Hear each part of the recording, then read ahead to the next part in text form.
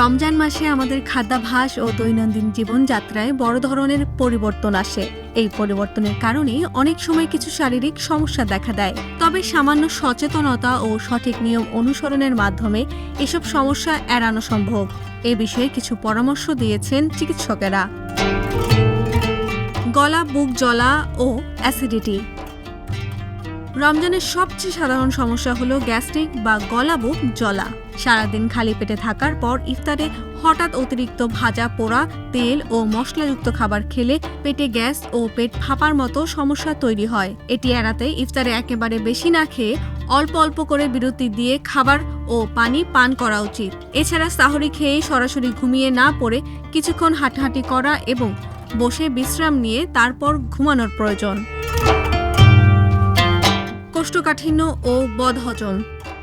খাদ্য তালিকায় আঁশযুক্ত খাবার বা শাকসবজির অভাব থাকলে কোষ্ঠকাঠিন্য দেখা দিতে পারে। তাই ইফতারে ভাজা খাবারের পরিবর্তে সেদ্ধ সবজি, সালাদ, টক দই ও প্রচুর ফল রাখা জরুরি। অন্যদিকে বাইরের কেনা অস্বাস্থ্যকর ইফতারি পরিহার করে ঘরের তৈরি পরিচ্ছন্ন খাবার খেলে বদহজম, ডায়রিয়া বা আমাশয় থেকে মুক্তি থাকা যায়। যদি বাইরে ইফতারের পরিস্থিতি তৈরি হয় তবে অবশ্যই বিশুদ্ধ পানি সঙ্গে রাখা উচিত। পানি শূন্যতা ও প্রস্রাবের সমস্যা। পর্যাপ্ত পানির অভাবে প্রস্রাবে জ্বালাপোড়া বা অস্বস্তি হতে পারে। এর প্রতিকারে ইফতার থেকে সাহরি পর্যন্ত ধাপে ধাপে অন্তত 2 থেকে 2.5 লিটার পানি পান করতে হবে।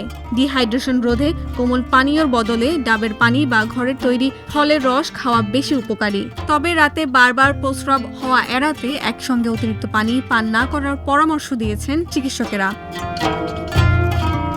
ক্লান্তি ও অবসাদ। পর্যাপ্ত ঘুমের অভাবেই মূলত ক্লান্তি ও অবসাদ দেখা দেয়। ঘুমের ঘাটতি মেটাতে ইফতার ও তারাবি নামাজের পর দ্রুত ঘুমিয়ে পড়া ও সাহরির পর ভোরে কিছুটা ঘুমিয়ে নেওয়া ভালো। এছাড়া ক্লান্তি দূর করতে পর্যাপ্ত পানি পান এবং পুষ্টিকর ও সহজে হজম হওয়া খাবার খাওয়ার বিকল্প নেই।